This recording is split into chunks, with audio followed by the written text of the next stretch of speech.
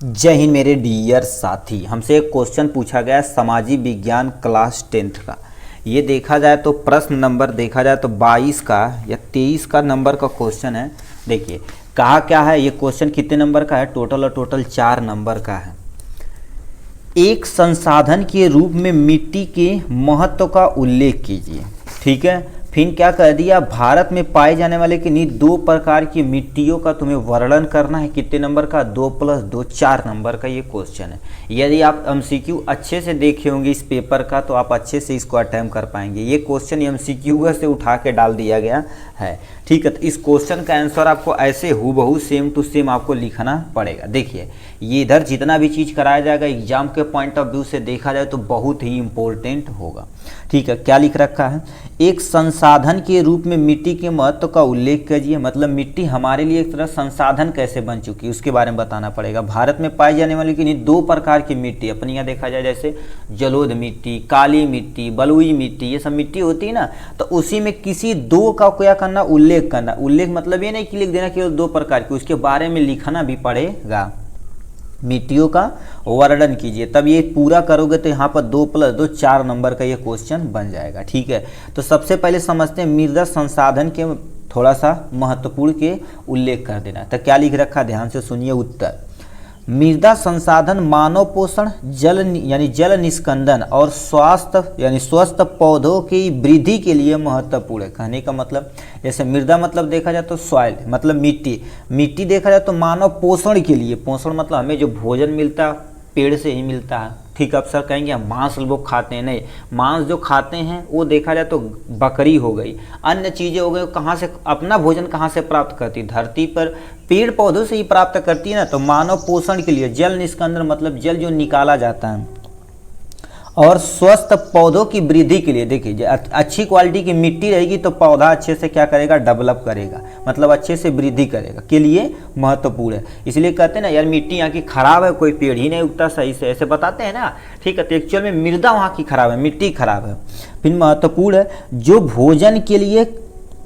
भोजन के साथ कृषि और जीवों के आश्रय के लिए क्या होता है, महत्वपूर्ण लाभ प्रदान करते हैं। और देखा जाए तो अपना भारत एक कृषि प्रधान देश है। कृषि प्रधान देश मतलब यहाँ से लगभग 60 से लेकर 70% लोग देखा जाए तो कृषि पर ही निर्भर है।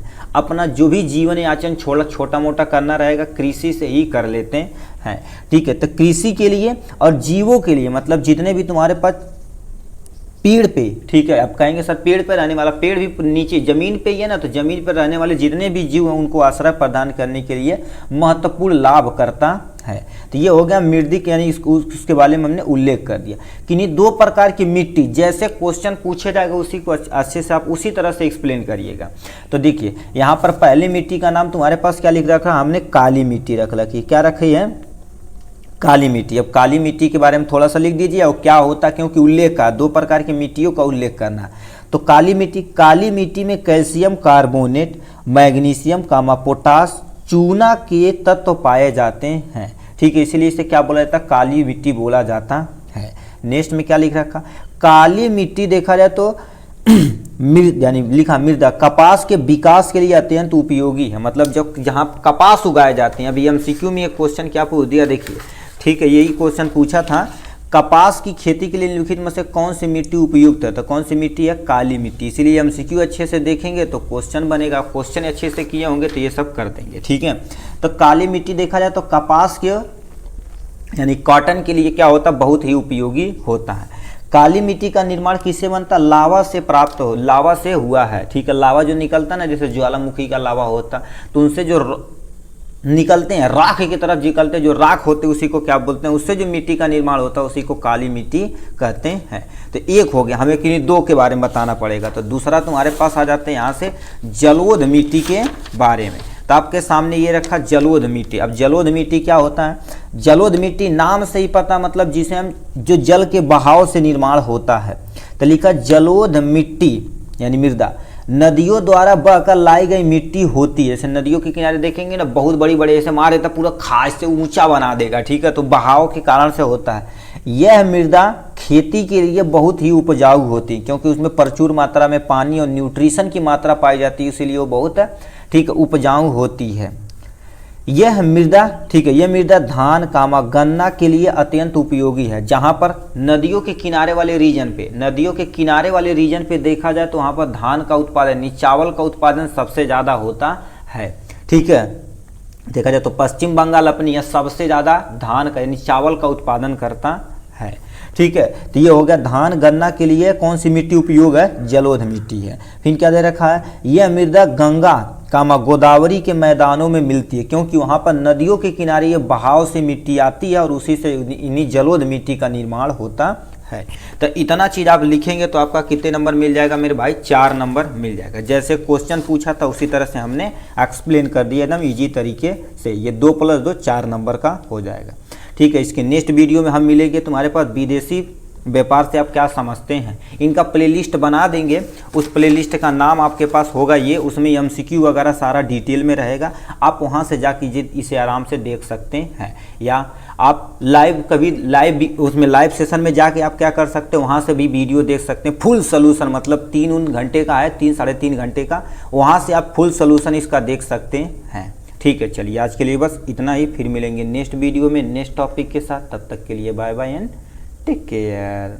जय हिंद मेरे डियर साथी, मैं आपका साथी विकास, और आज हम देखने वाले हैं विदेशी व्यापार। ये क्वेश्चन देखा जाए तो सामाजिक विज्ञान क्लास 10th पेपर 2024, यहाँ से देख सकते हैं 825 IX सेट में क्वेश्चन नंबर 23 का अथवा क्वेश्चन में क्वेश्चन पूछा गया है। इसमें क्या है, विदेशी व्यापार से आप क्या समझते हैं, विदेशी व्यापार को अनुकूलन बनाने के लिए कोई 2 सुझाव बताना पड़ेगा। मतलब विदेशी व्यापार से आप क्या समझते हैं, विदेशी मतलब एक देश से दूसरा जो व्यापार होता है, एक देश से दूसरे देश में, उसी को विदेशी व्यापार बोलते हैं। उसे मेंटेन करने के लिए, अनुकूलन बनाने के लिए कोई 2 सुझाव हमें देना पड़ेगा।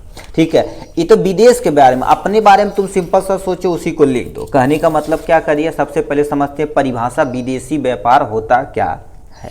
लिखा 2 या 2 से अधिक देशों के मध्य होने वाले वस्तुओं के क्रय और विक्रय मतलब खरीदना और बेचना को अंतर्राष्ट्रीय व्यापार अथवा विदेशी व्यापार भी कहा जाता है। कहने का मतलब कोई कंट्री है, मान लेते उस कंट्री का नाम A है, दूसरी कंट्री का नाम B है।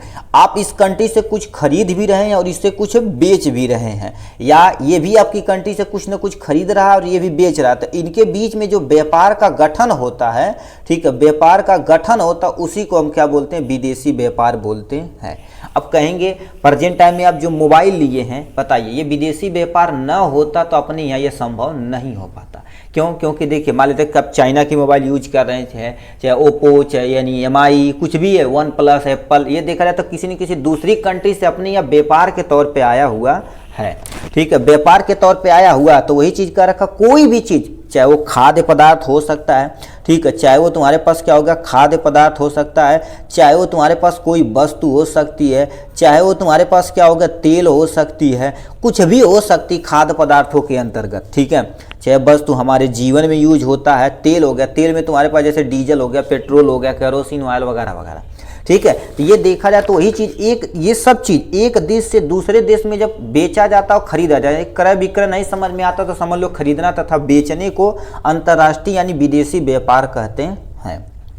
इसमें लिखा है इससे दोनों देशों का क्या होता है, लाभ होता है। दोनों देशों का कैसे लाभ होता है, अब बताइए। मान लेते हैं यहाँ पर अब सऊदी अरेबियन का तुम एग्जाम्पल ले सकते हो, जैसे अरब देश में देखा जाए तो पेट्रोल बहुत ज़्यादा अमाउंट में निकलता है, तो वहाँ से हम आप लोग पेट्रोल मंगा लेते हैं और उसकी ज़रूरत की जो भी चीज़ें रहती हैं हम उसे क्या कर देते हैं, पानी हो गया, खाद्य पदार्थ हो गया, आराम से उसे हम दे देते हैं। जैसे रसिया से हम हथियार खरीदते हैं, उसे कुछ भी चाहिए तो उसे हम अपने द्वारा दे देते हैं। ठीक है, तो हमसे खरीदता, हम उससे खरीदते हैं। तब बताइए इसकी जो ज़रूरत रही तो हमारे देश से ले लेगा, हमारे देश में जिसकी ज़रूरत है हमने उससे ले लिया, तो ये चीज़ का रखा, इसमें दोनों देशों का लाभ होता है। ठीक है, ये हो गया इनके बारे में। फिर क्या कह दिया है, अनुकूलन बनाने के लिए क्या करना पड़ेगा, तुम्हें कोई 2 सुझाव बताना पड़ेगा। तो सबसे पहले क्या लिखा, विदेशी व्यापार को अनुकूलन बनाने के लिए कुछ सुझाव निम्न है।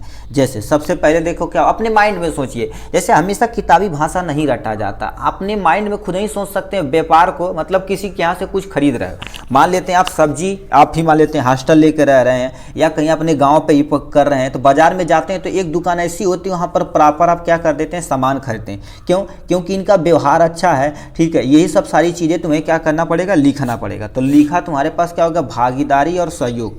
अब बताइए, मान लेते हैं आपके पास एक दिन पैसा न रहे तो ये आराम से आदमी आपको क्या कर देगा, सामान देगा, तो इससे भी आप क्या करेंगे, क्रय विक्रय कर लेंगे। तो ये चीज़ का रखा है भागीदारी और सहयोग। अन्य विदेशी कंपनियों के साथ भागीदारी तथा सहयोग को बढ़ावा देना एक उत्तम रणनीति होती है, ठीक है। अपने यहाँ देखा जाए तो कृषि प्रधान देश है। अब याद रखना, कोई भी देश हो, ठीक है, कृषि के बदौलत सोचो जाओ बहुत ज़्यादा डेवलप हो जाए तो ऐसा इम्पॉसिबल है, ठीक है। यानी कभी भी पॉसिबल नहीं। तो हमें बहुत बड़ी बड़ी इंडस्ट्रीज बैठाना पड़ेगा। इंडस्ट्रीज मतलब जो जो तुम्हारे पास होती है ना, जैसे कंपनी बैठाना पड़ेगा जिससे प्रॉपर रोजगार मिले, उन्हें खाने की पदार्थ मिले, और कोई भी चीज़ उत्पादन यदि हमारे ही देश में होगा तो उसका ट्रांसपोर्ट खर्चा बचेगा तो हमें सस्ता मिलेगा। तो ये चीज़ का रखा, दोनों देशों के बीच में अच्छे से भागीदारी और सहयोग होना चाहिए।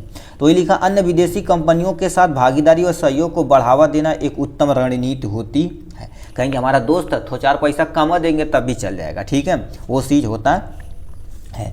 संबंधों को मजबूत करें, मतलब एक देश से दूसरे देश से संबंधों को मजबूत करें, कोई भी काम हो तो दोनों को साझा कर सके। तो लिखा यानी लिखा सफल विदेशी व्यापार के लिए मजबूत संबंध अत्यंत महत्वपूर्ण है। यदि आप मान लेते किसी से आपको संबंध ही सही से नहीं है तो उसमें आप क्या हो जाएंगे, हार जाएंगे, ठीक है। इसीलिए संबंध रखना बहुत जरूरी होता है। जैसे अभी नॉर्मल कहीं कुछ खरीदने जाते हैं, कहते हैं हमारा दोस्त है, ठीक है, चलो उससे हम खरीदवा देंगे, तो जाते हैं दोस्ती के रूप में कुछ न कुछ क्या कर देता है, छूट मिल जाता है, ठीक, कुछ अपना भी बच जाता है, ठीक, अपना काम हो जाता है। तो वही चीज़ लिखा है, जिससे अनुबंधों का निर्माण करने के लिए सक्रिय रूप से काम करने के लिए उद्यमी होना चाहिए। सक्रिय रूप मतलब ऐसा कि नहीं हम बोल दिए हमें क्या ही सामान चाहिए तो एक डेट फिक्स कर दे, इसी डेट पे हमें उस दूसरी कंट्री में ट्रांसपोर्ट कराना, तब बोल दें यहाँ चला 20 साल बाद दिया, कोनो टेंशन नहीं। ऐसा होना नहीं चाहिए, एक्टिव होना चाहिए, दोनों पार्टी को एक्टिव होना चाहिए। मान लेते आप दूसरी कंट्री से कुछ खरीद रहे हैं, वो कंट्री मांगे तो आप बहाना मार लेते, ऐसा नहीं होना चाहिए। तो दोनों रूप से काम करने के लिए क्या होना चाहिए, सक्रिय होना चाहिए। नेक्स्ट में कुछ और पॉइंट है, 2 सुझाव दे रखा, हमने 2 सुझाव को क्या कर दिया, एक्सप्लेन कर दिया। कुछ और है, अस्थायी बाजारों का अध्ययन करें, स्थानीय बाजारों का अध्ययन करें। कहने का मतलब स्थानीय बाजारों का कहने का मतलब, जैसे मान लेते कोई चीज़ आप ABC, मतलब कोई एक D एक कंट्री है, ये मान लेते इससे खरीद रहा है, ये इससे खरीद रहा है, ये इससे खरीद रहा है, तो ये मान लेते हैं, अब देखो तीनों से खरीदेगा तो मान लेते हैं इनसे महंगा मिलेगा तो इससे ऑप्शन हो जाएगा, ठीक। अब मान लेते ये यदि महंगा दे तो इनसे, तो तीनों से क्या करेगा, कंपेयर करके क्या होगा, अपना काम हो जाएगा। तो वही चीज़ का रखा, अध्ययन करें। अब बताओ, इस जान रहा कि अच्छा ये कंट्री हमें महंगा दे रहा है, बहुत ज़्यादा महंगा दे रहा है, तो दूसरी कंट्री से हम क्या करेंगे, लेंगे। या जैसे आप बाजार में जाते हैं ना तो 2-3 जगह पहले सब्जी खरीद पूछते हैं कि कितना भाव का है, जहाँ अच्छा रहता है और सस्ता रहता है उसे हम क्या कर देते हैं, ले लेते हैं, ठीक है। तो वही चीज़ यहाँ से क्या करिए, बताया गया, स्थानीय बाजारों का अध्ययन आपके पास जानकारी होना चाहिए। स्थानीय संस्कृति का तुम्हारे पास क्या होना चाहिए, समर्थन करना चाहिए। समर्थन मतलब वहाँ की थोड़ा सा संस्कृति के बारे में, वेशभूषा, रंग, भाषा वगैरह सब कुछ हमें थोड़ा सा नॉलेज होना चाहिए। अब नॉलेज रहेगा तो हम क्या करेंगे, अच्छे से उन्हें घुल मिलकर बातचीत कर सकते हैं आराम से, ठीक है। तो इतना चीज़ क्या करेंगे, आप लिखेंगे तो अपना काम हो जाएगा। तो आप यहाँ से स्क्रीनशॉट ले सकते हैं। सबसे पहले विदेशी व्यापार की परिभाषा लिख दी, कुछ ही 2 सुझाव बताना था तो हमने 1, 2 और यहाँ 3। यदि मान लेते 3-4 कहेगा तो इसी को आगे और एक्सप्लेन कर देंगे, हेडिंग डाल के अपना काम हो जाएगा। ये तुम्हारे पास 3 हो जाएगा, ये तुम्हारे पास क्या हो जाएगा, 4 हो जाएगा। तो हमने 4 सुझाव आपको बता दिया, ठीक है। आज के लिए बस इतना ही, फिर मिलेंगे नेक्स्ट वीडियो में नेक्स्ट टॉपिक के साथ। तब तक के लिए bye bye and take care. Jai Hind मेरे डियर साथी, मैं आपका साथी विकास, और आज हम देखने वाले हैं भारतीय कृषि पर वैश्वीकरण के प्रभाव पर टिप्पणी लिखिए। ये देखा जाए तो कक्षा 10 विषय सामाजिक विज्ञान, ये देखा जाए तो पेपर है 2024 का, बोर्ड एग्जाम में क्वेश्चन ये पूछा गया है, ठीक है। अब ये देखिए कितने नंबर में पूछा गया है, 4 नंबर में क्वेश्चन पूछा गया है, वो भी 24 नंबर क्वेश्चन पे लिख दिया, भारतीय कृषि पर वैश्वीकरण के प्रभावों पर क्या करना, तुम्हें टिप्पणी लिखना है। कितने नंबर का ये क्वेश्चन है, 4 नंबर का। अब इसको कैसे लिखना है सब कुछ हम आपको डिटेल में आपको बताने वाले हैं, आपके सामने ये रहा। आपको कैसे एग्जाम में लिखना है आपको ये भी सब अच्छे तरीके से बताया जाएगा। तो समझते हैं, ये तुम्हारे पास क्या होगा, कुछ चीज़ें यहाँ से दी गई हैं। तो आपको हेडिंग कैसे डालनी है, सो भी आपको ऐसे हेडिंग डालनी है। आपको प्रश्न नहीं लिखना है तो केवल आपको लिख देना भारतीय कृषि पर वैश्वीकरण। तो वैश्वीकरण की परिभाषा थोड़ा सा इंट्रोडक्शन दे देना और इसके कृषि प्रभाव पर कैसे अच्छे प्रभाव पड़े इसको आपको एक्सप्लेन कर देंगे, आपका 4 नंबर बन जाएगा। ठीक है, तो लिखा क्या हो गया, वैश्वीकरण से हमारा तात्पर्य है कि विश्व के अनेक देशों की आर्थिक, राजनीतिक, सामाजिक एवं सांस्कृतिक क्षेत्रों में एक दूसरे से निकट आ जाना। मतलब क्या कह रखा है, कोई हमारे पास क्या होगा, देश है, ठीक है, मतलब विश्व में जितने भी तुम्हारे पास देश हैं उसमें आर्थिक रूप से मतलब फाइनेंस, पैसे के रूप में, राजनीतिक रूप से तथा सामाजिक रूप मतलब अपना बोल वाला और यानी जो भी तुम्हारे पास आयात निर्यात होता है उसके बारे में, सांस्कृतिक क्षेत्रों में एक दूसरे से निकट आना ही क्या कहलाता है, वैश्वीकरण कहलाता है। ठीक है, वैश्वीकरण के कारण ही ठीक विभिन्न चीज़ें एक देश से दूसरे देश आने जाने लगी है, जिससे उच्च कोटि की चीज़ों की ही यानी उच्च कोटि की चीज़ें ही बाजार में टिक सकती हैं। कहने का मतलब क्या कर रखा, वैश्वीकरण के कारण। बताओ वैश्वीकरण ना होता तो आप प्रेजेंट टाइम में जो मोबाइल वगैरह यूज कर रहे हैं ये देखा जाए किसी न किसी देश से क्या होगा, ट्रांसपोर्ट करके लाया होगा, वो देश हमें कुछ न कुछ बेचता होगा। तो उसी तरह से कहते हैं विदेशी व्यापार, जिसे हम क्या कर सकते हैं, एक देश से कुछ चीज़ खरीद सकते हैं, उस देश से हम कुछ चीज़ बेच सकते हैं, उसी को क्या बोलते हैं, विदेशी व्यापार बोलते हैं। तो वैश्वीकरण के कारण से ही एक देश दूसरे देश में किसी भी चीज़ को मतलब चाहे जो होना चाहिए, चाहे प्रेजेंट टाइम में एप्पल की मोबाइल होगा, देखा है दूसरी कंट्री से हम क्या कर रहे हैं, ट्रांसपोर्ट करा कर अपने यहाँ लाया जाता है। ठीक है, तो वो क्या होता है, अपने यहाँ बिकता है। जैसे अभी तेल का एग्जांपल ले लीजिए, तेल देखा जाए तो दूसरी कंट्री से हम लेते हैं अपनी ज़रूरत के अनुसार, उससे फिर क्या कर देते हैं, बेचते हैं, जिससे हमारा काम चलता है। वो देश हमें कुछ ना कुछ तेल देता है तो हम भी उसे कुछ देते हैं, जो वैश्वीकरण के कारण से ये संभव हो चुका है। ये तो हो गई इनके बारे में। अब कृषि क्या होता है, क्योंकि अपना भारत देखा जाए तो कृषि प्रधान देश है। ठीक है, ये सुने होंगे, क्योंकि अपने यहाँ देखा जाए तो बहुत ज़्यादा जितनी जनसंख्या, मोस्ट ऑफ द जनसंख्या कृषि पर ही निर्भर है। तो उसका क्या प्रभाव पड़ता, तो उसी को वैश्वीकरण में हमें क्या करना पड़ेगा, लिखना पड़ेगा। तो आपके सामने वैश्वीकरण के कृषि पर अच्छे प्रभाव पड़े, क्या क्यों। अब देखिए, मान लेते हैं कोई भी सामान बिक रहा है विदेशी मार्केट पे, मतलब एकदम विदेशी व्यापार पे बेच रहे हैं, तो हम अच्छी क्वालिटी का उसे उपज प्राप्त कराएंगे, सब कुछ क्या करेंगे, अच्छी क्वालिटी का प्राप्त कराएंगे। ठीक है, तो लिखा कृषि यानी भारत एक कृषि प्रधान देश है जो अन्य का निर्यात कर अपनी जरूरतों के अन्य सामान खरीदने लगा है। कहने का मतलब क्या होता है, अपने यहाँ देखा जाए तो अन्न जैसे धान, गेहूँ, चावल, ये हो गया, बाजरा हो गया, मकई हो गया, चाय हो गया, ठीक है, जितने भी तुम्हारे पास अच्छी क्वालिटी की चीजें होती हैं भारत क्या कर देता, उगाता है। ठीक है, अन्न का निर्यात मतलब एक किसी दूसरे देश में वो क्या कर देता है, बेचता है, और किसी अन्य सामान को क्या कर देता है, वो आराम से खरीद लेता है। किसके कारण से संभव हो चुका है, वैश्वीकरण के कारण से ही संभव हो चुका है। ये आपको क्या करना पड़ेगा, पहला पॉइंट आपको लिखना पड़ेगा। ठीक, नेक्स्ट में क्या लिखा, विभिन्न फसलों की मांग बढ़ने पर भारत में इन चीजों की अधिक उत्पादन होने लगी। कहने का मतलब देखिए, क्योंकि एक चीज जब गया, क्योंकि अपने इंडियन तो जनबा कर देते, देसी माल रहता तो तगड़ा बिक जाता, तो वही चीज तुम्हारे पास क्या मान लेते, उस सामान का मान लेते नाम ए है। अब इसका क्या हो गया, मान लेते तुम्हारे पास कोई कंट्री ये है, ये कंट्री है, ये कंट्री है, ये कंट्री, ये कंट्री, और ये मान लेते अपने इंडिया में ये बनाया जाता है। ठीक है, बनाया जाता है या उत्पादन किया जाता है, तो ये कंट्री में मांग है, इस कंट्री में, सब कंट्री में इस चीज का मांग है, तो ये बताओ क्या करना पड़ेगा, इसके उत्पादन को हमें ज्यादा से ज्यादा करना पड़ेगा। क्यों, क्योंकि देखिए जितना हम क्या करेंगे, आयात अथवा निर्यात मतलब जितना बेचेंगे उतना हमारे पास क्या मिलेगा, पैसा। ठीक है, उतना हमें क्या मिलेगा, पैसा मिलेगा। ठीक है, और जानते हुए पैसा जब मिलेगा तो हमारे देश की आर्थिक स्थिति मैनेज होगी। जो किसान क्या कर देते हैं, बेच के कृषि वाले सामान को क्या कर देते हैं, मेंटेन करते हैं। तो किसान को बढ़ावा देना सरकार की जिम्मेदारी है।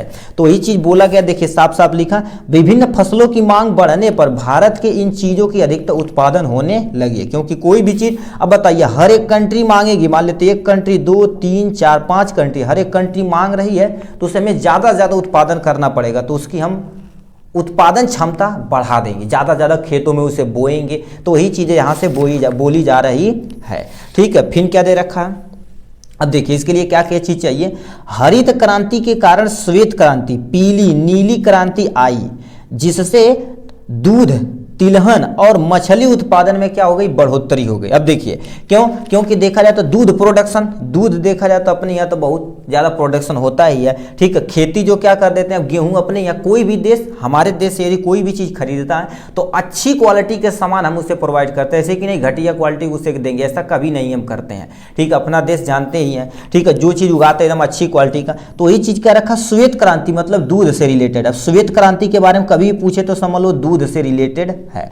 अब दूध तुम्हारे पास क्या कर, ज़्यादा ज़्यादा क्या करेंगे, अच्छी क्वालिटी के गाय भैंस हम रखेंगे, जिससे हम उन्हें ज़्यादा क्या करेंगे, दूध का प्रोडक्शन कराएंगे, अच्छी क्वालिटी को उन्हें सामान खिलाएंगे। ठीक है, दूध का प्रोडक्शन बढ़ेगा। ठीक है, पीली क्रांति, पीली क्रांति कभी भी आए तो समझ लो तिलहन से रिलेटेड है। ठीक है, तिलहन वाली चीजें ये हो गया, जैसे तेल निकलता है। नीली क्रांति मतलब मछली का उत्पादन हम क्या कर देंगे, बढ़ा देंगे। अपनी यहाँ देखा जाए तो अभी एक योजना चलाई गई थी सरकार के कि कोई भी पर्सन अपने खेत में गड्ढा खोद के सरकार से पैसा लेके अपना मछली उत्पादन कर सकता। एक तरह की सहयोग राशि थी जो बहुत सारे लोग क्या किए और बहुत सारे लोगों का चला, बहुत सारे लोगों का टूट गया। ठीक है, तो यही अच्छी क्वालिटी की मछलियां रखेंगे तो जिससे अपना काम हो जाएगा। ठीक है, तो यही चीज क्या रखा, नीली, नीली मतलब क्या होगा, मछली। और क्या दे रखा, हरित क्रांति, हरित क्रांति मतलब खेती बाड़ी से रिलेटेड है, क्योंकि कृषि भी इसी पे क्या कर देता, निर्भर करता है। और याद रखना, कोई भी देश सोचो केवल कृषि पे ही निर्भर रहे तो ऐसा पॉसिबल, वो डेवलप ही नहीं हो पाएगा। क्यों? क्योंकि बड़ी बड़ी इंडस्ट्रीज बैठाएंगे तो लोगों को रोजगार मिलेगा, रोजगार मिलेगा तो उन्हें क्या होगा, एक कंट्री से दूसरे कंट्री ट्रांसपोर्ट नहीं करना पड़ेगा, जाना नहीं पड़ेगा।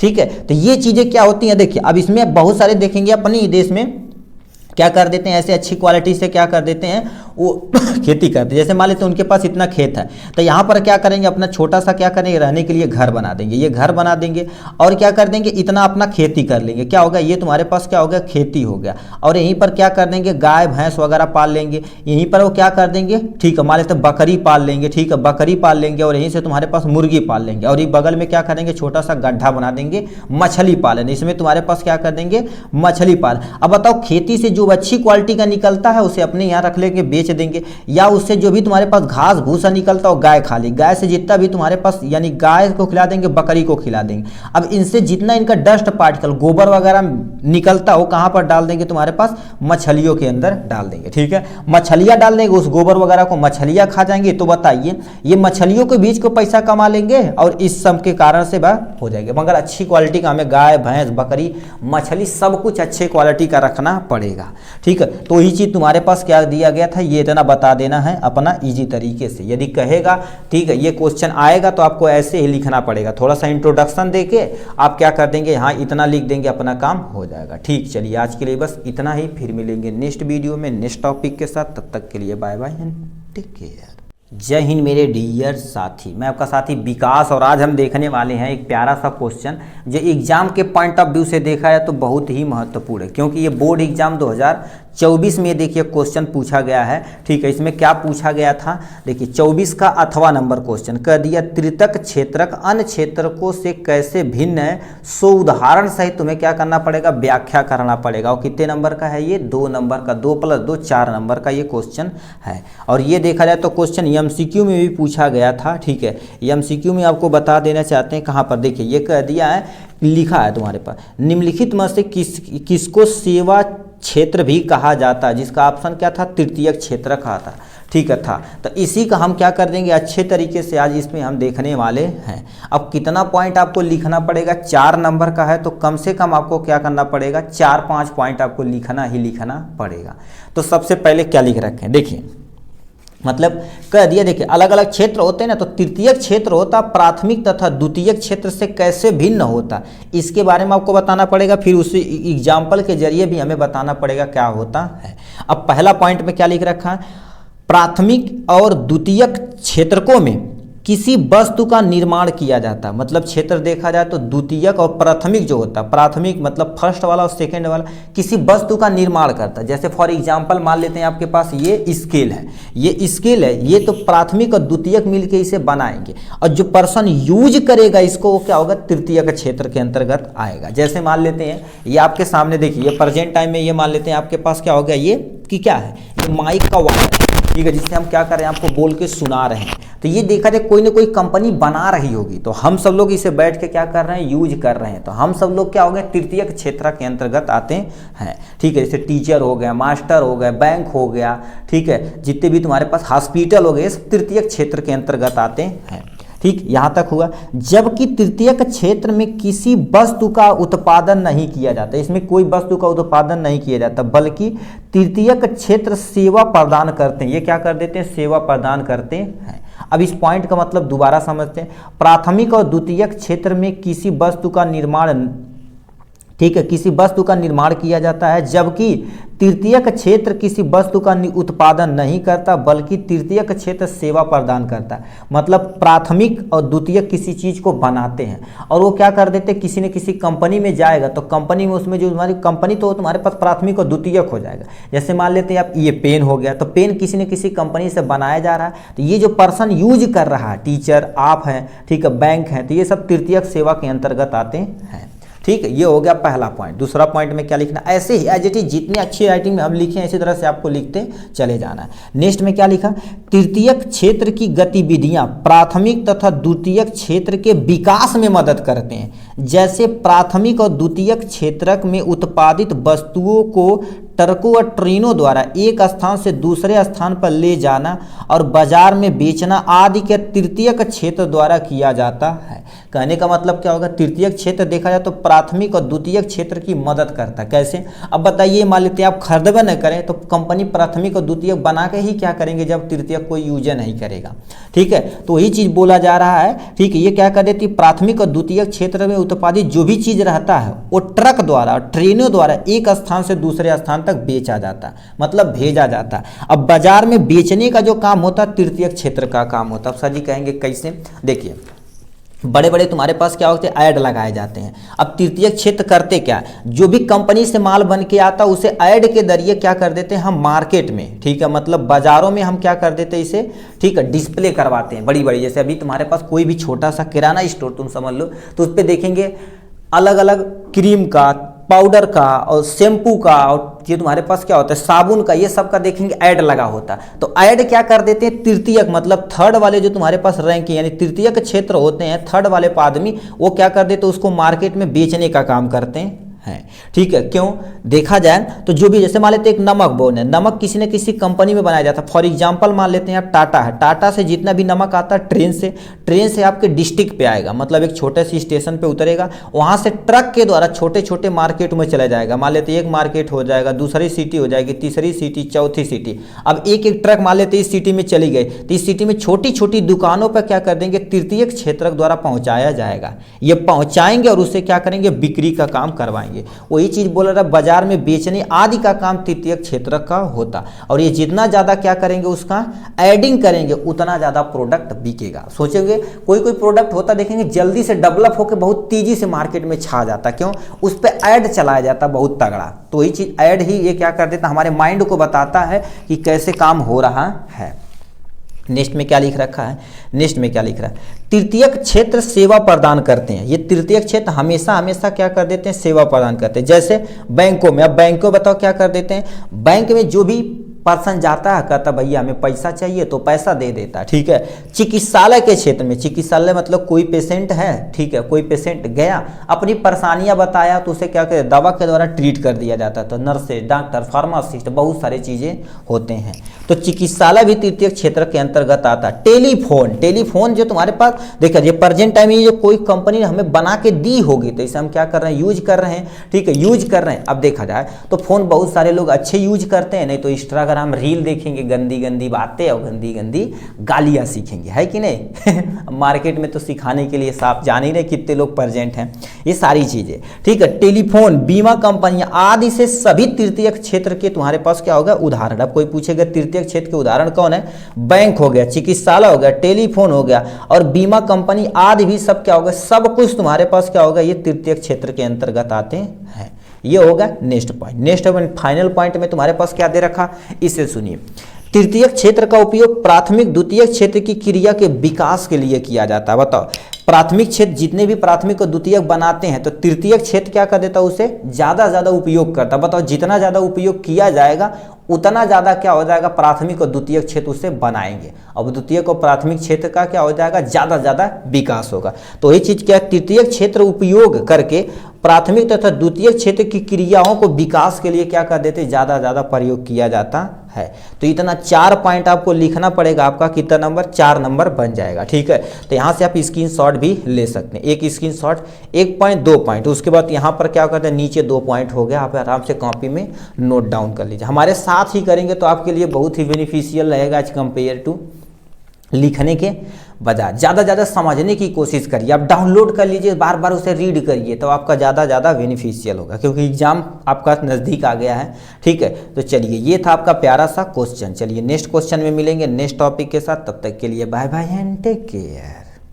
जय हिंद मेरे डियर साथी, मैं आपका साथी विकास, और आज हम देखने वाले एक प्यारा सा क्वेश्चन, महात्मा गांधी द्वारा चलाए गए 3 सत्याग्रह आंदोलनों के कारण और परिमाण तुम्हें बताना पाइएगा। ये देखा जाए तो बोर्ड एग्जाम 2024 में, मतलब बोर्ड एग्जाम 2024 में 825 IS सेट पे ये क्वेश्चन पूछा गया, अभी कितने नंबर का, 6 नंबर का। यहाँ से आप साफ साफ देख सकते हैं 25 नंबर क्वेश्चन में क्या पूछा गया है, महात्मा गांधी द्वारा चलाए गए 3 सत्याग्रह आंदोलनों के कारण और परिमाण आपको बताना पड़ेगा, कितने, 3 + 3 6 नंबर का ये क्वेश्चन है। अब प्लीज इसे ध्यान से सुनिएगा, एग्जाम के पॉइंट ऑफ व्यू से ये देखा जाए तो बहुत ही महत्वपूर्ण है। ठीक है, इसमें मान लेते ये न पूछ दे तो कह देगा एक किसी चंपारण सत्याग्रह के बारे में बताइए और खेड़ा सत्याग्रह के बारे में बताइए, किसी भी सत्याग्रह पे आपको 60 नोट क्वेश्चन पूछा जा सकता है। ठीक है, तो एग्जाम के पॉइंट ऑफ व्यू से देखा जाए तो इस पे आपका बहुत अच्छा क्वेश्चन बनने वाला है, वो भी कैसे आपके सामने यहाँ पर आपको बताते हैं। देखिए सामने लिख दिया गया है, पहला पॉइंट लिखना पड़ेगा, पहले सत्याग्रह होता क्या है, फिर उनके आंदोलन का नाम लिखेंगे, उनका कारण और परिमाण भी हम अच्छे तरीके से लिखेंगे। आप कॉपी में ऐसे एज इट इज लिख कर आएंगे, 6 नंबर, कोई माई का लाल नहीं जो आपको क्या कर सकता, काट सकता। ठीक है, तो ये लिखा है सत्याग्रह का अर्थ सत्य पर दृढ़ता से रहकर सत्य के लिए आग्रह करना। गांधी जी कोई भी काम किए थे तो सत्य के मार्ग पे ही चल के किए थे। उनका कहना था कि सत्य पर हम दृढ़ रहें, मतलब अटल रहें, कोई भी मारे काटे कुछ भी करे, हमें सत्य से कभी भागना नहीं है। सत्य के लिए आग्रह करना ही क्या करे तो उनका मेन उद्देश्य था। ठीक, यह बिना हिंसा किए विरोध करने का एक तरीका था, मतलब कोई हिंसा नहीं करना, मतलब न कोई गाली गलौज, मार पीट काट, कुछ भी इनका करना नहीं था। धरना इनका, कोई भी कहीं जाएंगे धरना देंगे तो सत्य के मार्ग पे चलेंगे और कभी भी हिंसा ये नहीं करने वाले हैं।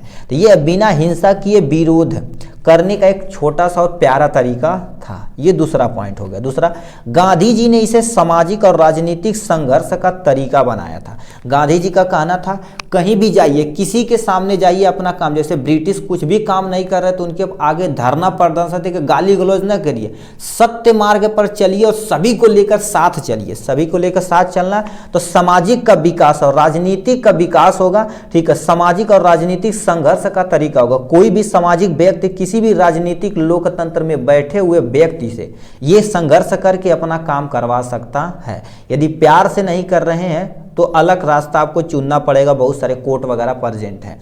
ठीक है, तो ये तुम्हारे पास हो गया सत्याग्रह के बारे में। तो हमसे कह दिया कोई 3 सत्याग्रह आंदोलन के नाम बताना पड़ेगा, उसका कारण और परिमाण भी बताना पड़ेगा, और एक एक करके आप यहाँ से आप नोट डाउन करते रहिएगा। सबसे पहले तुम्हारे पास क्या हो जाएगा, चंपारण सत्याग्रह। आपको ऐसे ही लिखना है, चंपारण सत्याग्रह क्या होता। गांधी जी ने 1917 में बिहार से, ठीक है, बिहार में नील की खेती करने के लिए, अब नील की खेती क्या होती है आप कमेंट बॉक्स में लिख के दिखाई। इसके पहले यदि आप क्वेश्चन पढ़े होंगे तो आप अच्छे से बता देंगे नील की खेती क्या होती है। ठीक है, तो नील की खेती करने वालों किसानों को, ठीक, अंग्रेजों के शोषण से बचाने के लिए यह सत्याग्रह चालू किया था। कहने का मतलब बिहार में जितने भी पर्सन थे, किसान थे, वो नील की खेती करते थे।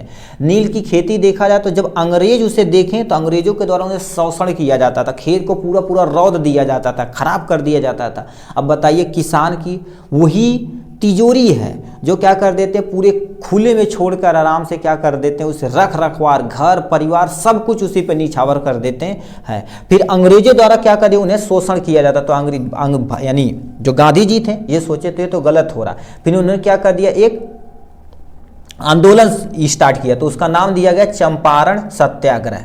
इसके होगा परिमाण क्या हुआ, अब गांधी जी जानते ही हैं कि उनका काम क्या था। इसका परिमाण यह हुआ कि किसान अब नील की खेती, मतलब उन्होंने संघर्ष जब किया, आंदोलन किया, किसान क्या हो गए, जो भी तुम्हारे पास ब्रिटिश थे, अंग्रेज थे, वो क्या हो गए, पीछे हट गए। पीछे हट गए तो इसका परिमाण यह हुआ कि किसान अब नील की खेती के लिए बाध्य नहीं है, कि तुम्हें बोल दिया जाता नीलीय खेती करो नहीं तो बड़ी मार मारेंगे ठीक है, तो दिक्कत होगी। जब किसान अब क्या कर सकता है, किसान अपनी इच्छा के अनुसार नगदी फसल, मतलब जिससे पैसा मिले, जैसे गन्ना हो गया, कपास हो गया, ये देखा जाए तो अब बताओ गन्ना वाले 20 बीघा बो देला तो थोड़ी ना करिए अच्छा पेड़ के उखुड़ी घर में रखिए, ऐसा तो होता नहीं। जैसे धान गेहूँ रख लेंगे, जब जरूरत पड़ेगी तब उसे बेचेंगे, बट गन्ना क्या करेंगे, आप नगदी मिल में ले जाएंगे, आपको नगदी पैसा मिलेगा। तो किसान अपनी इच्छा के अनुसार नगदी फसल की कृषि को करने के लिए क्या होगा, स्वतंत्र था, बाध्य नहीं था कि तुम यही खेती करो अंग्रेजों के अनुसार। जैसे अंग्रेज को जो लगता था वो करवाते थे, जो नहीं लगता था कि नगदी खेती करेगा तो ये पैसा ज़्यादा कमा लेगा, तो जो अच्छी खेती होती थी उससे करवाते थे, अपना काम करवा लेते थे। ठीक है, तो वही चीज़ क्या होता है, किसान अपनी इच्छा के अनुसार नगदी फसल कृषि को करने के लिए क्या होता, स्वतंत्र था, किसी भी तरह से बाध्य नहीं था। जो चंपारण का सत्याग्रह था महात्मा गांधी के द्वारा चलाया गया था, जो अति संपन्न हो चुका था, इसमें कोई दुर्गय ये हो गए। तो ये कारण था और ये तुम्हारे पास क्या था, परिमाण था। तो ये हमने क्या कर दिया, पहला सत्याग्रह खत्म किया। 3 हमें बताना पड़ेगा, तो सब दूसरा दे रखा तुम्हारे पास खेड़ा सत्याग्रह। अब खेड़ा सत्याग्रह में क्या होता, अब इसके बारे में सुनिए क्या लिख दिया।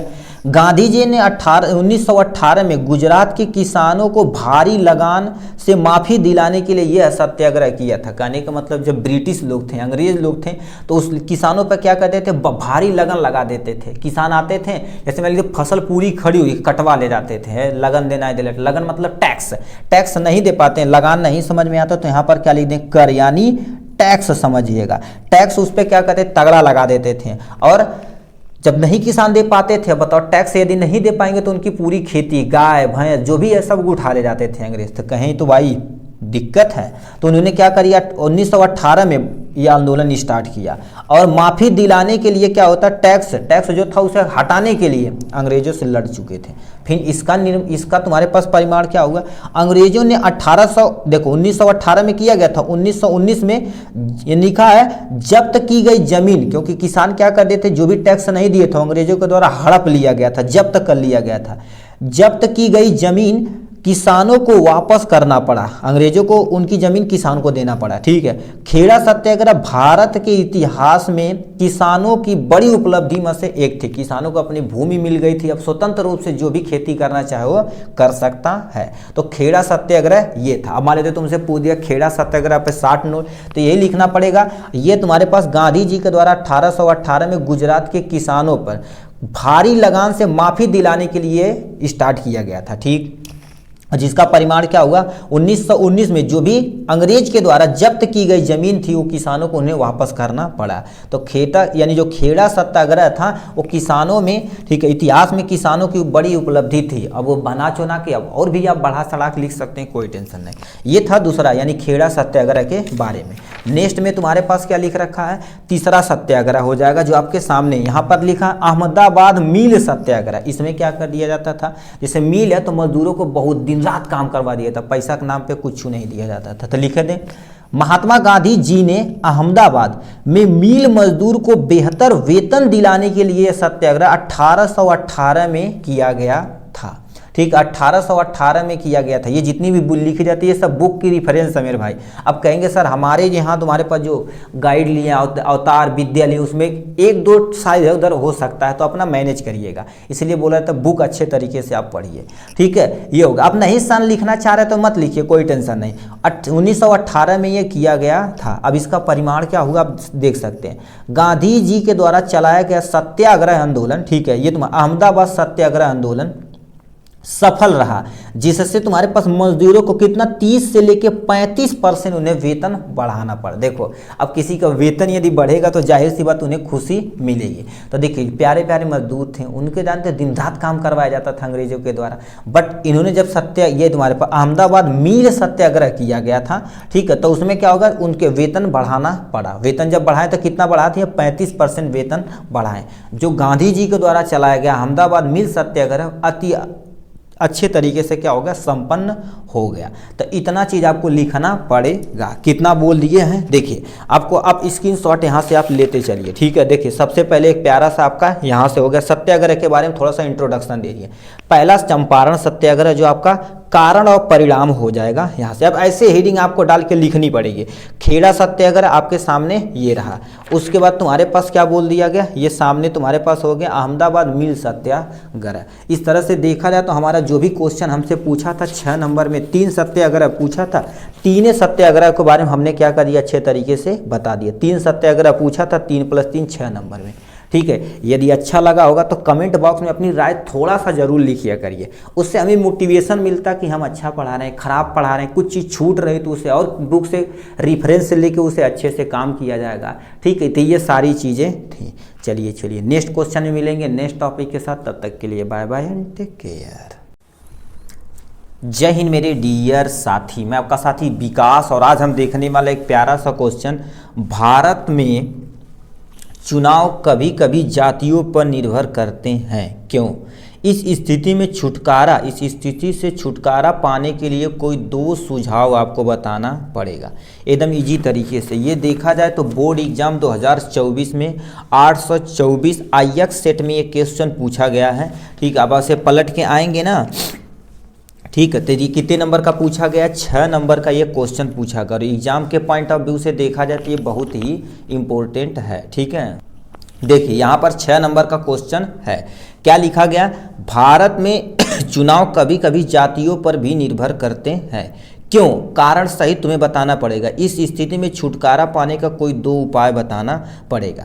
इसको एकदम डिटेल में आपको लिखना पड़ेगा, एकदम से 6 नंबर का आपका भन्न से बन जाएगा।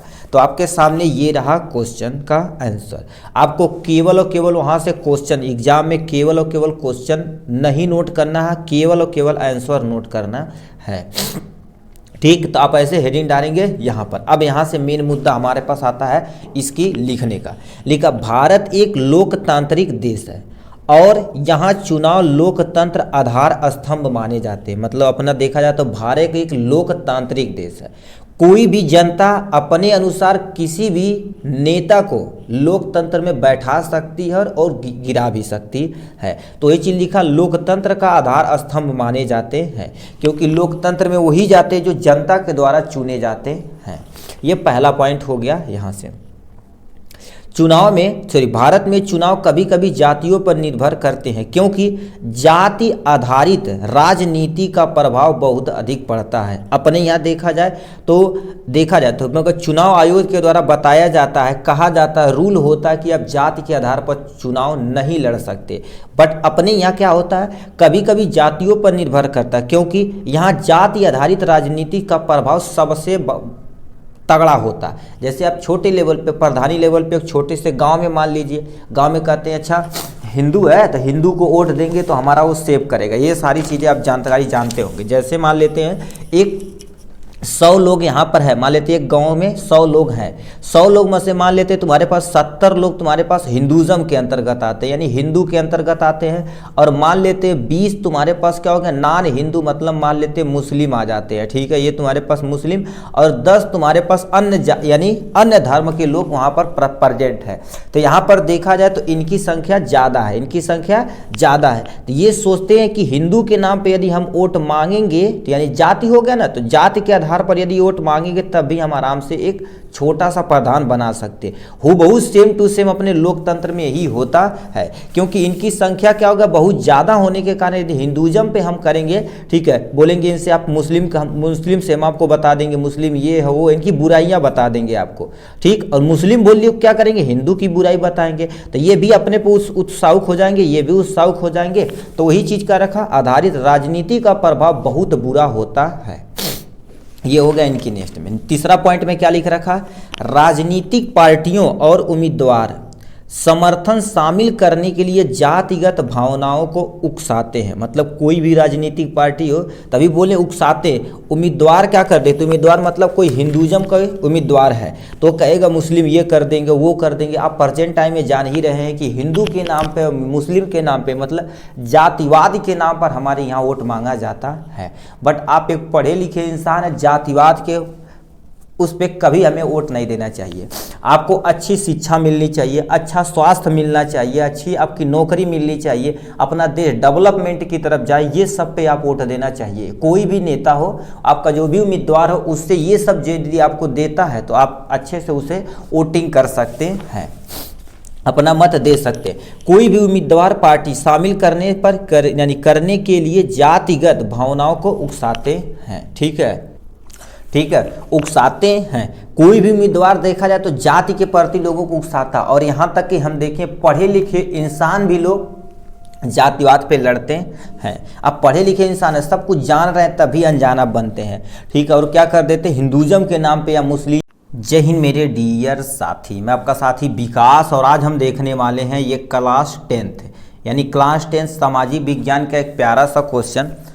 भारत में चुनाव कभी कभी जातियों पर निर्भर करते हैं, क्यों? इस स्थिति से छुटकारा पाने के लिए कोई 2 उपाय सुझाव आपको बताना पड़ेगा।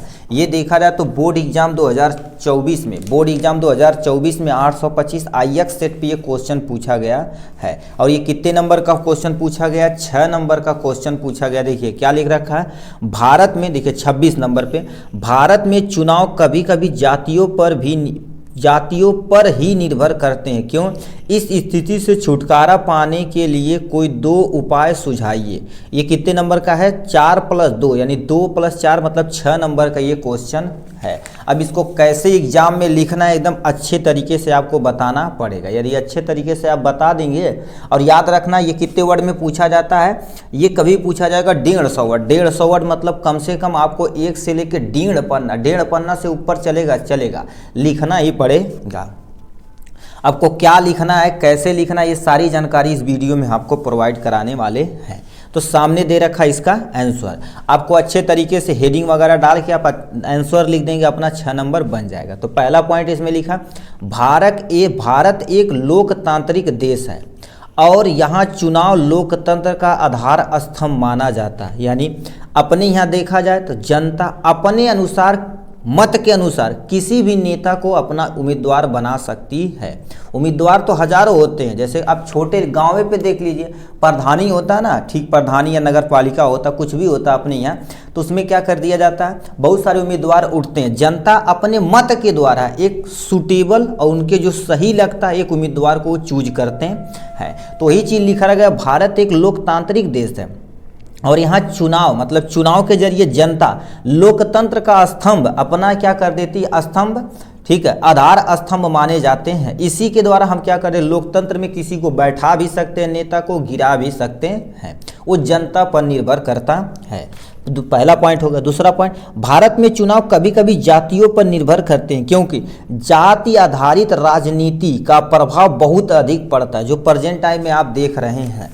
आप छोटे से लेवल पे देख लीजिए, जैसे मान लेते हैं आप ए वाले, ठीक है, एक गांव में तुम्हारे पास क्या हो गया, ये मान लेते हैं 100 वोट है, मान लेते हैं 100 वोट है, तो उसमें मान लेते हैं तुम्हारे पास क्या होगा, 70% वोट, 70% जो वोट है मान लेते हैं किसी हिंदुज़म का है, क्या हो गया, किसी हिंदुज़म का है, ठीक है, ये हो गया। अब मान लेते हैं 20% तुम्हारे पास क्या होगा, 20% जो है किसी अन्य, हिंदुज़म मतलब मुस्लिम का है, तुम्हारे पास क्या हो गया, मुस्लिम का है। अब मान लेते हैं तुम्हारे पास जो बचा हुआ 10% है, अन्य के अंतर्गत आते हैं।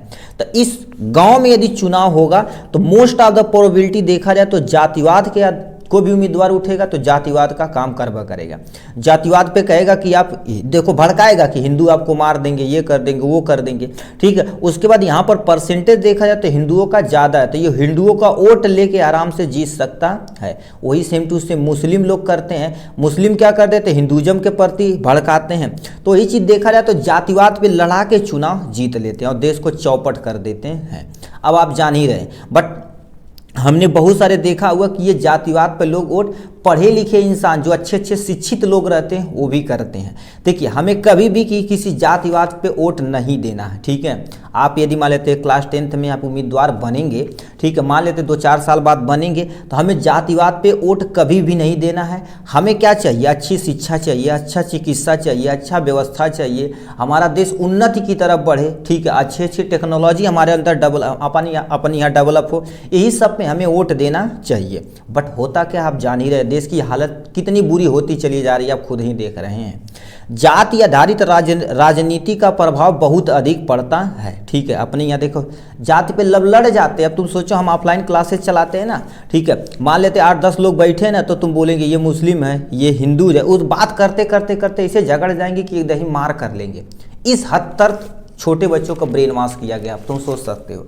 ठीक है, ये क्या हो गया, राजनीतिक, ठीक है, वही लिखा है, राजनीति का प्रभाव बहुत अधिक पड़ता है। नेक्स्ट पॉइंट में क्या लिखा, राजनीतिक पार्टियों और उम्मीदवार समर्थन हासिल करने के लिए जातिगत भावनाओं को उकसाते हैं। देखिए देखो, कोई भी पार्टी हो, कोई उम्मीदवार हो, जाति पट के उकसाती है। आप देख ही रहे हैं प्रेजेंट टाइम में नेता कैसे भाषण देते हैं। ठीक है, नेता भाषण देते हैं, आपको उकसाते हैं कि आपको यदि मान लेते हिंदुज़म है, ये कर देंगे, वो कर देंगे। ठीक है, मुस्लिम लोगों को करते हैं कि हिंदू लोग आपको मार देंगे, क्यों मारेंगे भाई।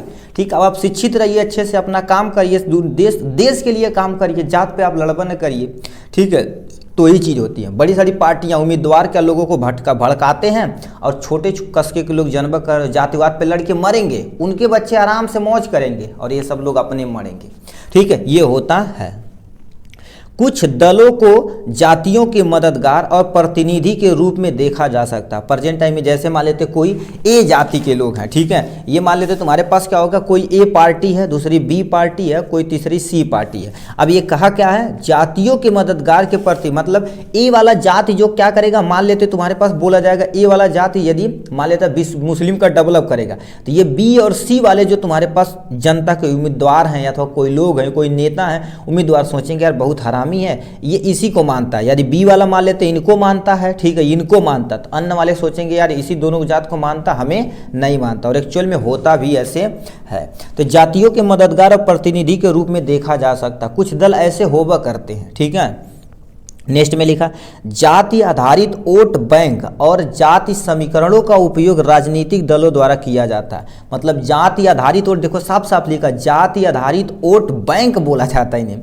ठीक है, बैंक बोला जाता, और जातिगति, ठीक है, जातिगत समीकरणों का उपयोग राजनीतिक दलों द्वारा किया जाता है कि जाति में ला दो और उसके बाद अच्छे से किसी जिसकी जनसंख्या जहाँ पर ज़्यादा वहाँ पर बोल दो हम इस जाति का ज़्यादा समर्थन करते हैं, नेता बोल देंगे और लोग हू हा हल्ला करके उसी को वोट देंगे, उम्मीदवार जीत जाएंगे। ठीक है, तो वही चीज़ लिखा गया है। तो इतना तुम्हारे पास हो गया इनके बारे में। अब हमसे कहा था, ठीक है, हमसे क्वेश्चन में कहा था इससे छुटकारा पाने के लिए कोई 2 उपाय आपको बताना पड़ेगा। देखिए क्वेश्चन में देखा कोई 2 उपाय बताना पड़ेगा, तो एक उपाय हम यहाँ से लिख दिए पहला, दूसरा आपको नेक्स्ट में नीचे बता देते हैं। ठीक, पहला शिक्षा और जागरूकता, लोग शिक्षित रहेंगे और जागरूक रहेंगे तो जातिवाद के वोट पे पहले नाम नहीं देंगे, जातिवाद पे वोट पहले नहीं देंगे। पहले उसमें क्या चाहिए कि हमें, यदि हम शिक्षित हैं, अच्छी शिक्षा हमें चाहिए। ठीक है, अच्छी शिक्षा मिलेगी तो हमारा देश उन्नति की तरफ भागेगा। ठीक है, शिक्षा मिलेगी, जागरूक लोग होंगे, तो वही चीज़ का रखा, लोगों को जाति के दुष्प्रभावों के बारे में शिक्षित करना, मतलब लोगों को बताना कि यदि आप जातिवाद के नाम पे वोट देंगे तो आप जान ले गड्ढे में ही रहने वाले हैं। ठीक है, और उन्हें जाति के ऊपर उठकर वोट देने के लिए प्रेरित करें कि हमें उस व्यक्ति को वोट देना चाहिए जो अच्छी शिक्षा ला सके, जो अच्छी डेवलपमेंट ला सके, बड़ी बड़ी इंडस्ट्रीज बैठा सके। अभी देखिए, ठीक, यूपी में आप रह रहे हैं, बिहार में रह रहे हैं, तो लोग क्या करेंगे, जातिवाद पे खूब बढ़िया तगड़ा तगड़ा स्टेटस लगाएंगे, ये जाति के हम ये जाति के। दूसरे जगह जाएंगे वहाँ पर लोहा कंपनी में काम करेंगे, सरिया कंपनी में काम करेंगे 8-10 हज़ार रुपये 12 हज़ार रुपये पे, मतलब यहाँ बहुत तगड़ा स्टेटस लगाएंगे। अपने ऐसे किसी उम्मीदवार को वोट दीजिए, ठीक है, जो यहीं पर क्या करें, बड़ी बड़ी कंपनियां बैठा दें, आपको किसी दूसरे राज्य में जाने की जरूरत ही ना हो। ठीक है, तो उससे हमें ऊपर उठकर वोट देना चाहिए हमें। ठीक है, और पेरेंट को भी सोचना चाहिए कि हमारे बच्चे के लिए जो अच्छा नेता है, जो अच्छे काम करता है, उन्हीं को हम वोट दें। ठीक है, तो यानी लोगों को शिक्षा और जागरूकता होनी जरूरी है।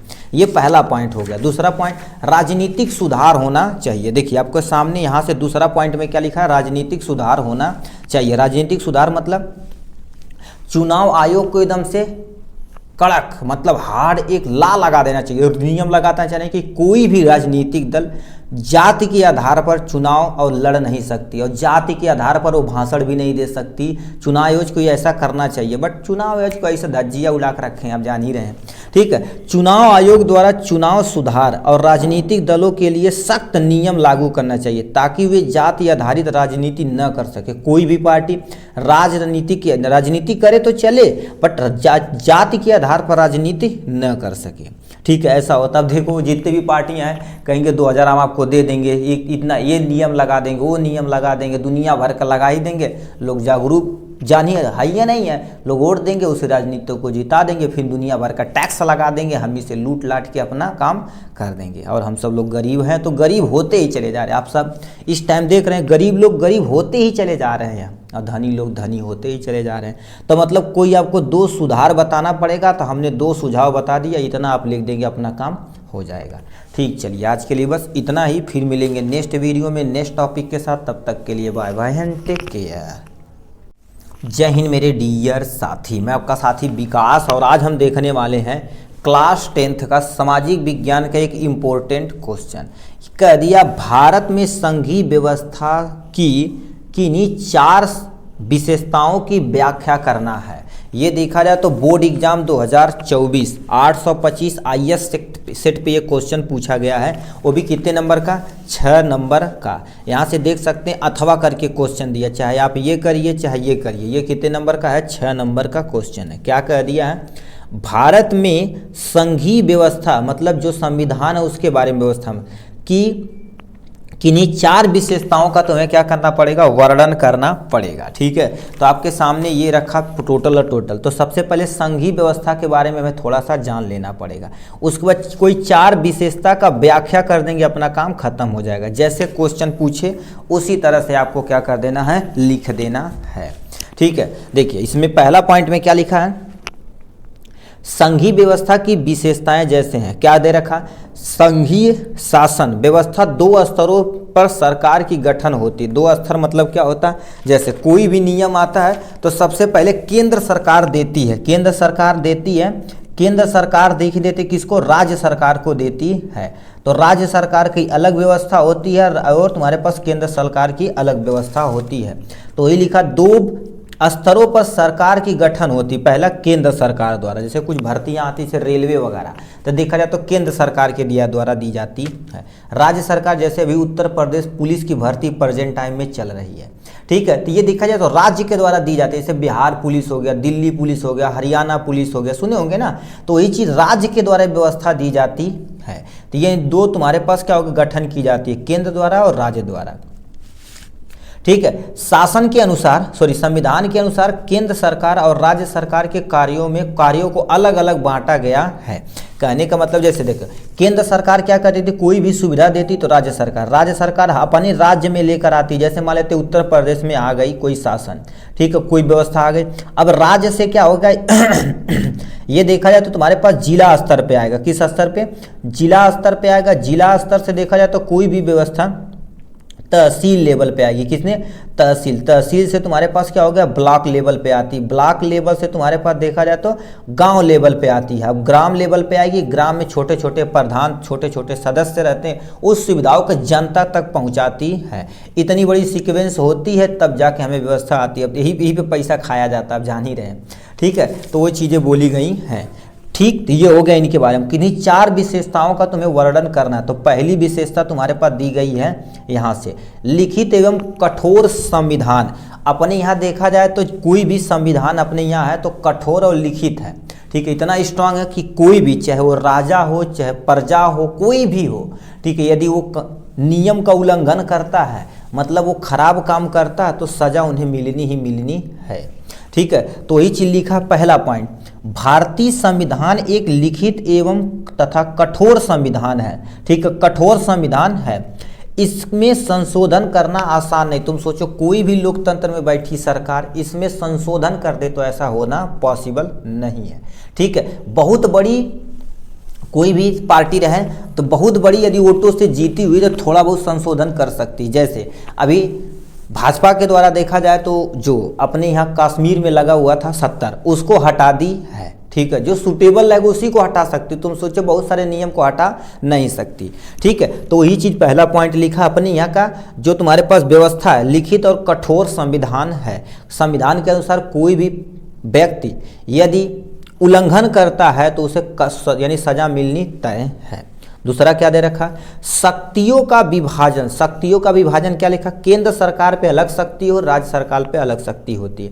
तो लिखा भारत संविधान एक लिखित, ठीक है तो बता ही दिए जी, संविधान द्वारा केंद्र और राज्यों में शक्तियों का स्पष्ट विभाजन कर दिया जाता है। संविधान क्या कहता है कि केंद्र सरकार अपना देखे, राज्य सरकार अपना देखे। राज्य सरकार छोटे से स्तर पर क्या कर देती है, अपने राज्य को संभालने के लिए अपने अनुसार कुछ भी कर सकती है, बट केंद्र सरकार से जब मदद मिलेगी तभी कर सकती है। तो ये विभाजन कर दिया गया है।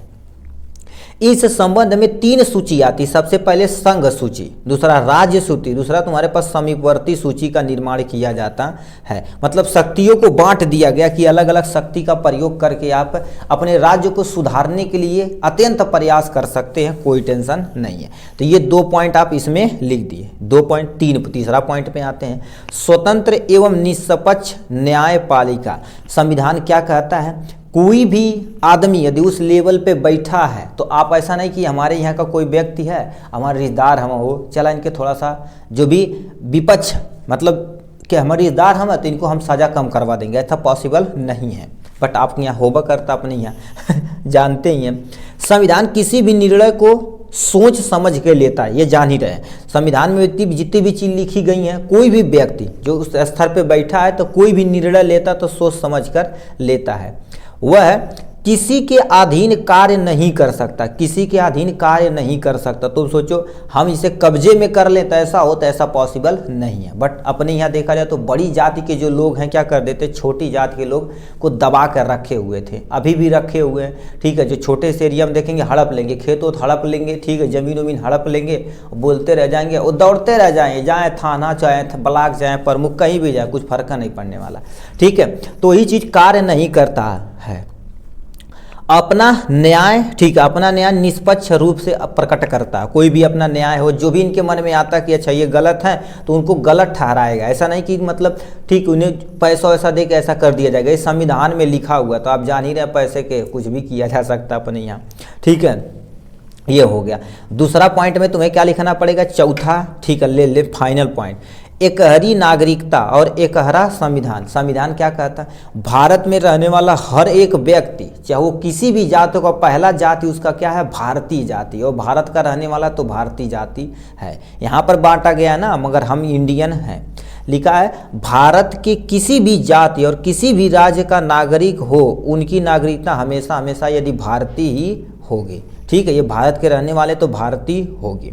ठीक है, साथ ही भारत का संविधान एकहरा संविधान, अर्थात राज्यों के लिए अलग संविधान नहीं है। तुम सोचो अलग से कोई राज्य सोचे अपने अनुसार काम करवाने के लिए, तो ऐसा पॉसिबल नहीं। जैसे अभी हम प्रेजेंट टाइम में यूपी में देख रहे थे, योगी जी थे, ठीक है, किसी के घर बुलडोजर वगैरह से गिरवा देते थे तो उन्होंने सुप्रीम कोर्ट उन्हें फटकार लगा दी। ठीक है, फटकार लगा दी कि अपने अनुसार आप कानून नहीं बना सकते। तो यही चीज़ लिखा, तुम सोचो कोई राज्य अपना एक नया संविधान बना के कुछ भी उल्टा सीधा करे तो ऐसा पॉसिबल नहीं है।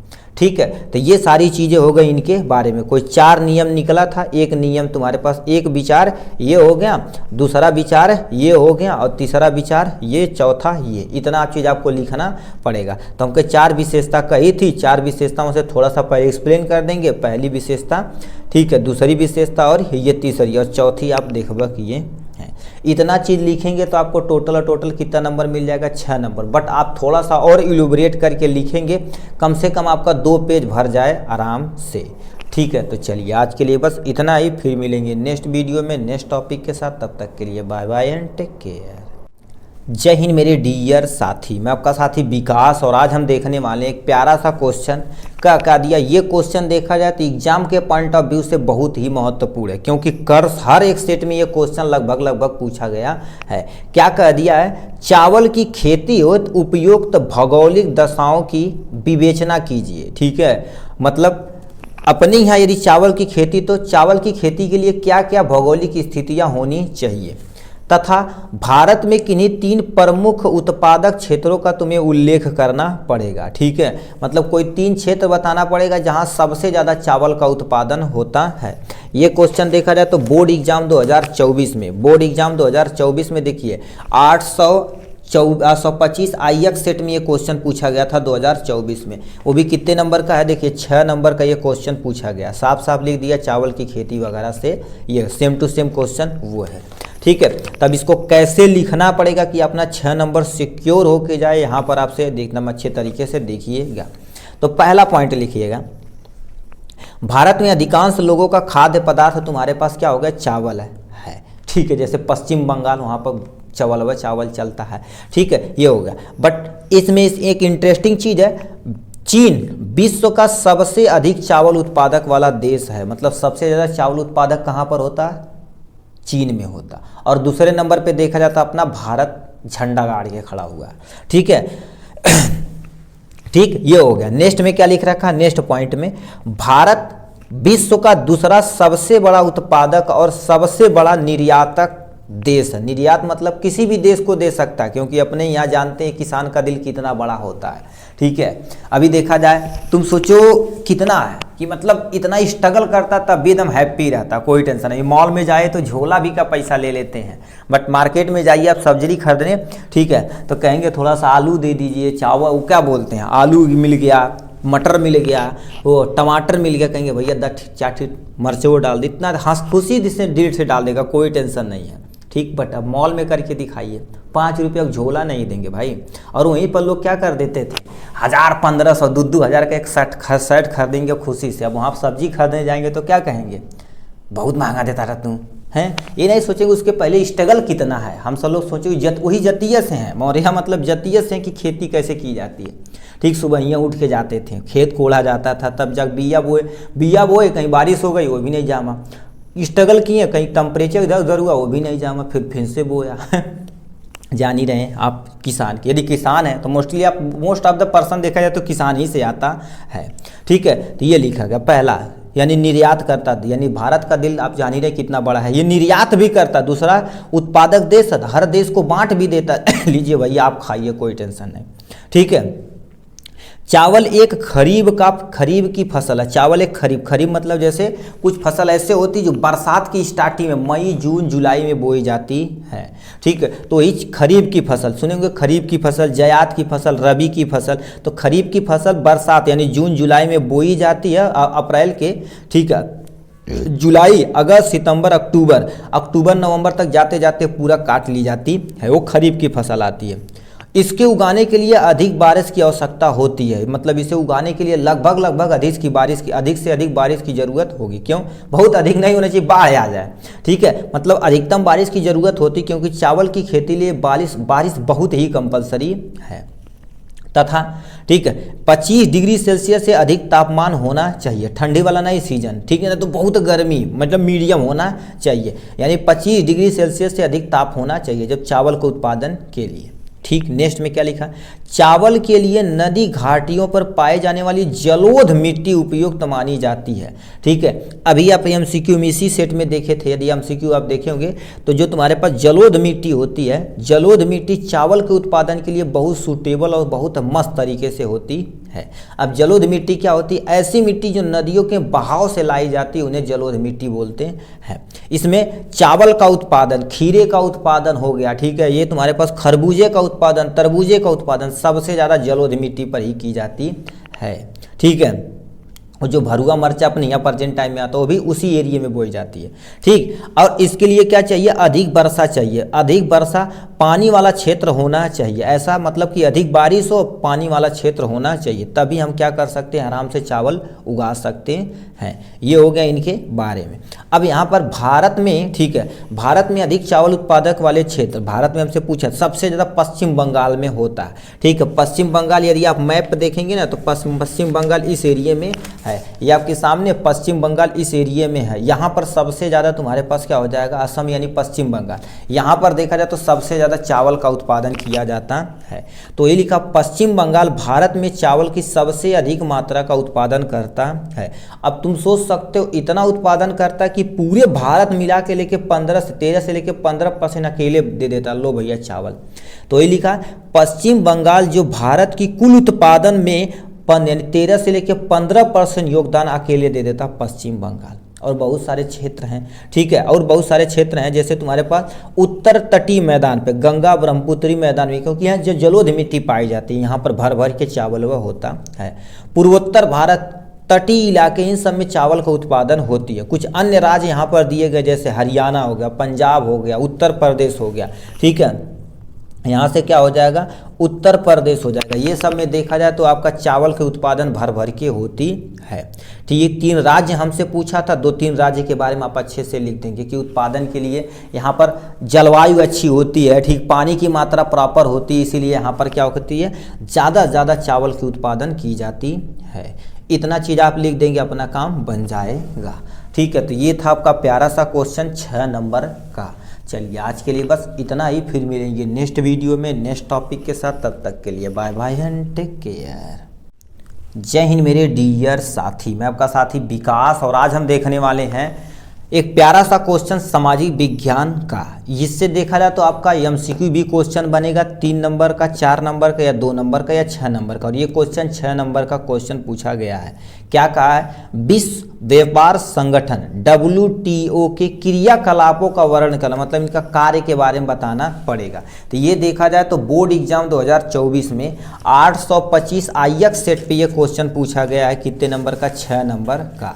यहाँ से आप पलट के जाएंगे ना तो यहाँ देखिए साफ साफ लिखा 28 नंबर का क्वेश्चन, कितने नंबर का, 6 नंबर का क्वेश्चन पूछ दिया। विश्व व्यापार संगठन WTO के क्रियाकलापों का वर्णन करना कितने नंबर का है, 6 नंबर का ये क्वेश्चन है। अब इसमें कैसे क्या चीज़ लिखना, इन सबको पूरा डिटेल में हम आपको बताते हैं। ठीक है, देखिए आपको सबसे पहले विश्व व्यापार के बारे में थोड़ा सा इंट्रोडक्शन दे देना, फिर इसका कार्य लिख देना, बस काम खत्म। जैसे क्वेश्चन पूछे उसी तरह से आपको आंसर देना है।